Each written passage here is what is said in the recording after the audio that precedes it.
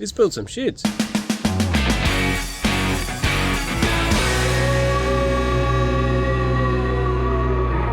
Hi, Len here. We're at the Richmond job, just finishing up. The units are completely finished inside and out, so now we're up to landscaping and doing the sheds. And that's going to hopefully tide us over until next week when the new job starts. We're going to build them in modules and put them down once the concrete's ready. I'm going to take you through the basics of framing, the things you need to think about so that it works with your cladding, with how the frames intersect and all that sort of stuff. So it starts with doing some planning. In this case, I'm doing it at home. Hey Rascal, you're helping me with the paperwork. So the dimensions I've been given, 2.4 meters wide by 1.2 meters deep, I guess.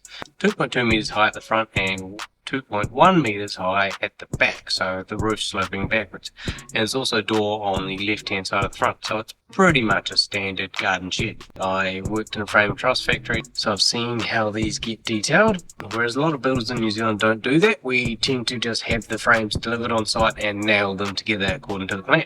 Now, the way I'm doing this is that the walls at the front and back are going to be full length and the side ones are going to fit in between them. Right, so for each corner you want to do what we call stud block stud. You've got a stud on the outside corner for fixing your cladding, but you've also got a stud on the inside of the corner for fixing your lining. And the block is there basically just to save timber. In New Zealand, our maximum stud spacing is 600 millimeters. In some cases, it's less. The width of each stud is 45 millimeters. So coming in from the corner, we go 600 to the center of the stud, and then 12 and 1800. And you want that to the center, so the sheet joins are in the center of the stud. However, when you're marking out your frames, the center of the stud isn't particularly useful. So you subtract half a stud, so 22 millimeters. So that means you're marking your studs at 578 and then 1178 and 1778. The side walls are going to be 90 mil shorter on each side, so 180 shorter in total, which means that they're going to be 1020. So we'll have a stud at each end and there will be a stud in the middle. And of course that wall's also going to be raking, so I'll figure that out on site tomorrow. Now for the front wall, I don't have the dimensions of the door yet, so I may need to put an extra stud in there. I've been told just to do a single top plate to save some timber, so I'm going to have my rafters line up on top of the studs, which means the studs on each side of the shed need to be in the same lines. A few little details I need to figure out on site. Let's crack on, eh? So we're starting off with stud, block, stud at 45 mil each, 578, 1178. Gets a little bit gnarly here because we've got the door, and I'll come back to that. Stud, block, stud again. There's going to be an extra stud somewhere here, I think.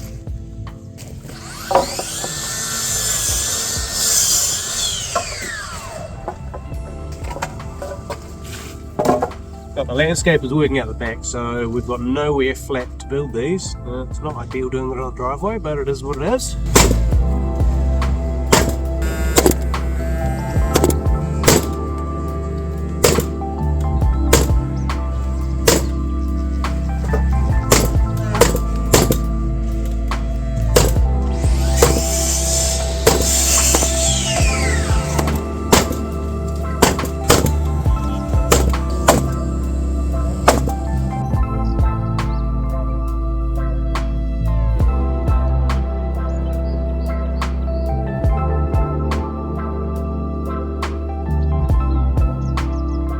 We've finished the front and back walls, or framing of the front and back walls. The plan now is to put ply on. We're going to hang the ply down 50 mil so that when we put it on a slab, it hangs down just like you would with a house where your cladding hangs down that 50 mil. It also means that we can get it nice and square, and then we can just move them over to the slab when it's all ready.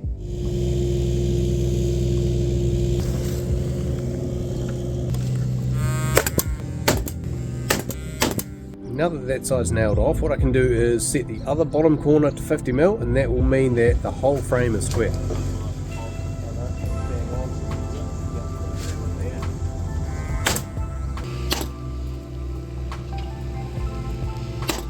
So they're just so that when we stand it, it's not sitting on the ply, it's sitting on the framing, and we'll just whack them off once they go on the concrete slab. Marie's just nailed on the ply over the doorway, and I'm going to hopefully cut it out properly with a router.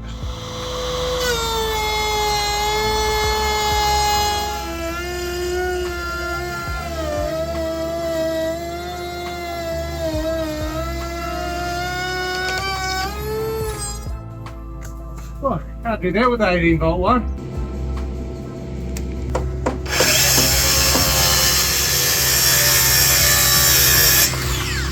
So the back and front walls are plied and doors cut out. Working out the side walls is a little bit tricky. We need to ply on the ends of the frames to overhang 90mm, and that way they'll slot in the corners and there'll be a little bit of a gap where the ply is not quite perfect. We'll cover that with some battens anyway. Don't want your end stud to be at the same level at the top as your framing, because you need a little bird's mouth and the rafter is going to sit on top of that frame. We've got 100mm drop over 1200mm, so over the 90mm frame that works out at 7.5mm. So I'll make that frame 7.5mm shorter at that end. At the other end we make it the full height. It'll make sense when I do it.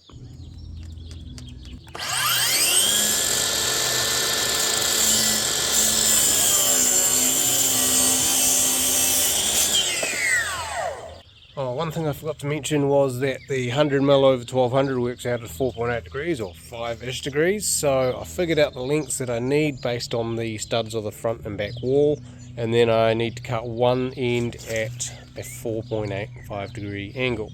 So that hopefully, and we've already cut the top plates to fit as well. I used a rafter calculator to work out that length. It's only 5mm longer for the top plate at the angle than it is for the bottom plate. So it should slot together okay.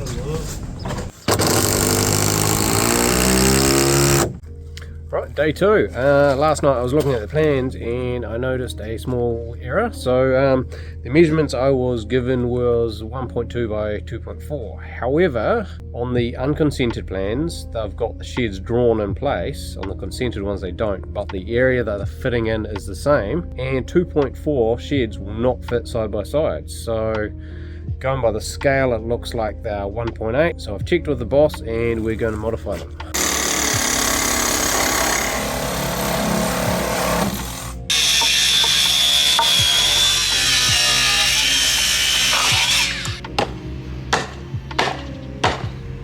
$17.36. The other shed's going to be a little bit trickier because that's got the ply on it.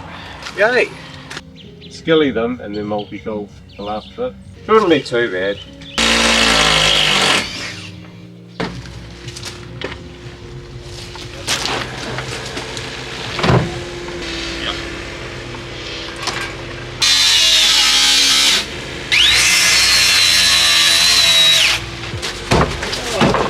Oh, one more thing, it was a mistake on my part. I want to start opposite the side of the door so the rafter's got something to sit on, because otherwise it's sitting just on a single top plate, which isn't really strong enough.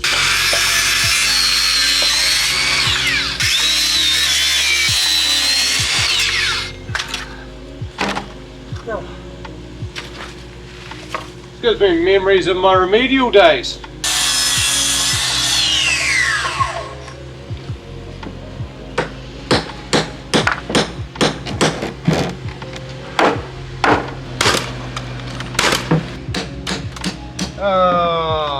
Probably because I left it on last night. Oh no!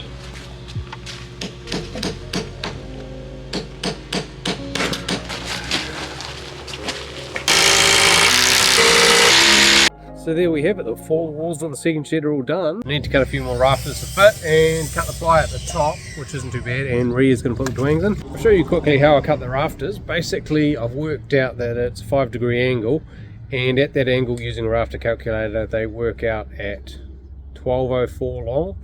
So I cut them with a 5-degree angle. Once that's done, I can put the speed square on the ends to get the correct angle for the bird's mouth.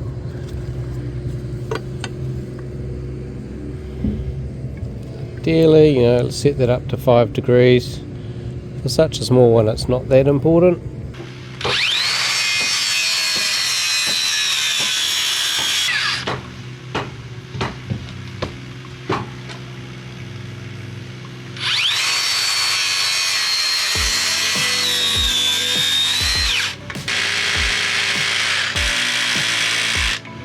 Lovely.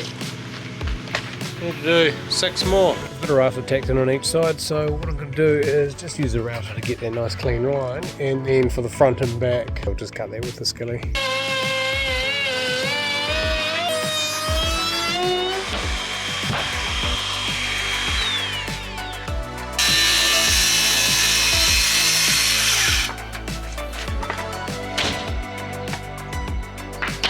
Hopefully the way I've done this is pretty foolproof, so whoever puts them together in a month or so does it without stuffing it up. There's just one row of blocking that needs to go across the centre of the rafters to fix the iron down. The blocking on either side is done.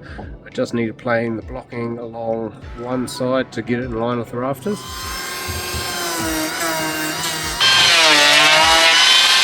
It's pack up time. We need to stash these somewhere where hopefully they're not going to get damaged or stolen. Hopefully you enjoyed this episode. Let me know in the comments. Like, share, all that good stuff, and I'll catch you guys next time. Cheers.